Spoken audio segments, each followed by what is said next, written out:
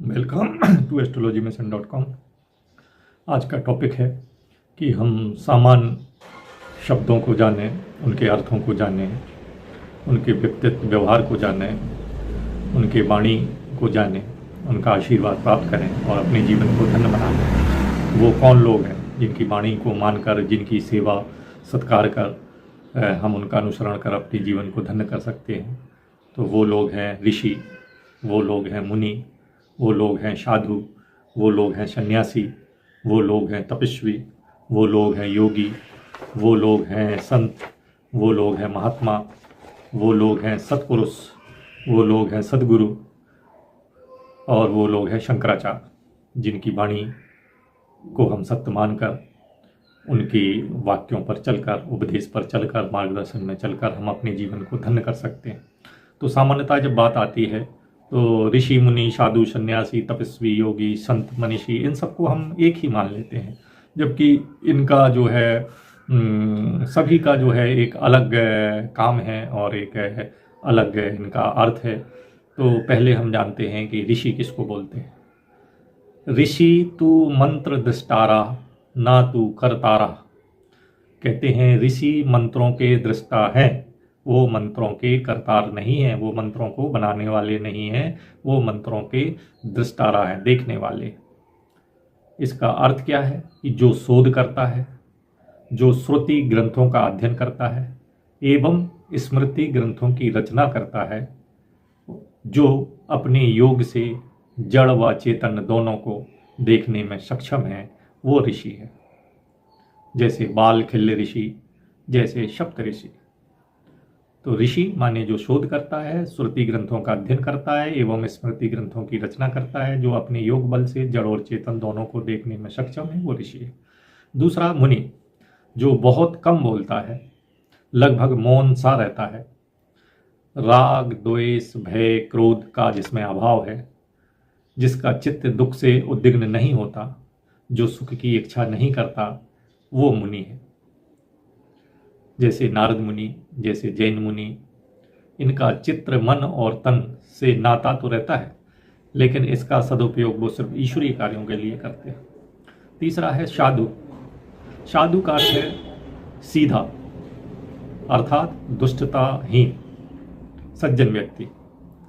साधनोति परकार मिति साधु, अर्थात इसका अर्थ है जो दूसरे के कार्य को करे वह साधु।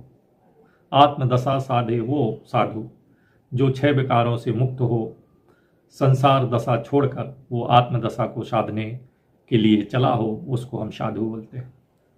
इसके बाद आया सन्यासी। सांसारिक माया का त्याग करने वाला, जो सांसारिक माया है उसको त्याग करने वाला, परिव्राजक भ्रमण करने वाला, ये साधु है। ये अलौकिक और आत्मज्ञान की तलाश करता है और ये किसी भी परिस्थिति से अप्रभावित रहता है। ऐसा व्यक्ति सन्यासी कहलाता है, जैसे विवेकानंद जी सन्यासी थे। तपस्वी, जो व्यक्ति स्वयं के शरीर को कष्ट देकर ईश्वर की साधना में लिप्त रहते हैं, हर मौसम में वो साधनारत रहते हैं, हर मौसम में साधनारत रहकर आत्म अनुशासन द्वारा स्वेच्छा से शारीरिक तीव्र इच्छा को जो रोक लेते हैं और सक्रिय रूप से उच्च उद्देश्य की प्राप्ति के लिए अपना जीवन लगाते हैं, वो तपस्वी है। सबसे बड़ा उदाहरण है महर्षि दधीति, ये सबसे बड़े तपस्वी थे और विश्वामित्र भी तपस्वी थे। योगी, योगी किसे कहते हैं? संपूर्ण ब्रह्मांड अपने शरीर में भीतर स्थित है, ऐसा वो मानता है कि संपूर्ण ब्रह्मांड अपने शरीर के भीतर स्थित है। विभिन्न योग तकनीकों के माध्यम से जो शूर में प्रवेश करते हैं, जो योग द्वारा सुषुम्ना नाड़ी तक पहुंचते हैं, जो अपनी बुद्धि को शूर जैसा प्रखर कर लेते हैं, वो योगी होते हैं। जैसे अष्टावक्र भगवान कृष्ण योगेश्वर कहलाते हैं। सबसे बड़े योगी भगवान शिव, ये सबसे बड़े योगी हैं। तो इनका मानना है कि पूरा ब्रह्मांड शरीर के अंदर है और विभिन्न योग क्रियाओं द्वारा ये उस स्तर पर पहुंच जाते हैं जहां ब्रह्मांड का रहस्य, पिंड और ब्रह्मांड दोनों का रहस्य समझ जाते हैं। संत, जिस जिसका नियंत्रण अपनी वाणी पर, संत किसको कहते हैं? जिसका नियंत्रण अपनी वाणी पर है, मन में कोई उद्वेग नहीं है, जो लालसा से मुक्त है, भूख प्यास पर भी उसका नियंत्रण है, और जिसके मन में कोई इच्छाएं नहीं है, संसार में रहते हुए जो संसार से अलग है, वो संत है। जैसे संत कबीरदास, संत ज्ञानेश्वर वगैरह वगैरह। इसके बाद आता है महात्मा।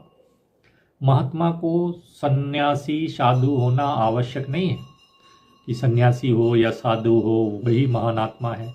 महान आत्मा अर्थात महात्मा को सन्यासी साधु होना आवश्यक नहीं है। ज्ञान व कर्मों द्वारा साधारण मनुष्यों से ऊपर उठना, वो अपने ज्ञान से, अपने कर्म से, जो साधारण मनुष्य हैं उनसे ऊपर उठकर संयम, आदर्श और आचरण से वो महान बन जाता है। सबसे बड़ा महात्मा कौन है? महात्मा विदुर। इसके बाद भी कुछ और शब्द हैं, कुछ और लोग हैं जिनका हमें अनुसरण करना चाहिए, जिसको बोलते हैं सत्पुरुष। सत्पुरुष जो सुशील हो, जिसका आचरण शुद्ध हो, जो परोपकारी हो, जो निर्लोभी हो, जो ईर्ष्या से परे हो, व्यवहारी हो, सबसे प्रेम करने वाला हो, लोगों पर प्रभाव डालने वाला हो, जो सत्य वचन बोलता हो, जो क्षमा कर देता हो, जो दयावान हो, जो सात्विक वृत्ति का बर्ताव करने वाला हो, उत्तम गुणों से युक्त हो, किंतु ईश्वर विषय ज्ञान से अभिभूत हो, ऐसे लोगों को हम सत्पुरुष बोलते हैं। ऐसे लोग सूर्य ग्रह से प्रभावित होते हैं। एक और शब्द आता है सद्गुरु। कि सद्गुरु क्या है?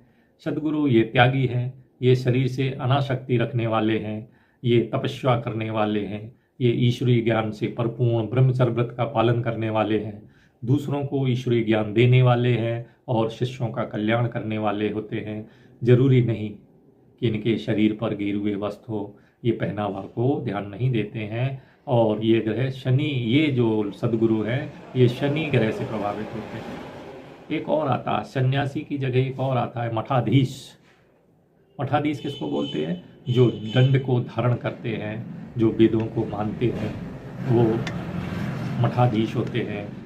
जैसे शंकराचार्य, चारों धाम के शंकराचार्य हैं, ये मठाधीश हैं। इनके एक एक मठ होते हैं और ये मठाधीश बुध ग्रह से प्रभावित होते हैं। तो इस वीडियो में हमने जाना कि ऋषि क्या है, मुनि क्या है, साधु क्या है, सन्यासी क्या है, तपस्वी क्या है, योगी क्या है, संत क्या है, महात्मा क्या है, सत्पुरुष क्या है, सद्गुरु क्या है और मठाधीश क्या है। ये इस वीडियो में जाना। आशा है कि इनमें जो भेद है ये आप समझ गए होंगे।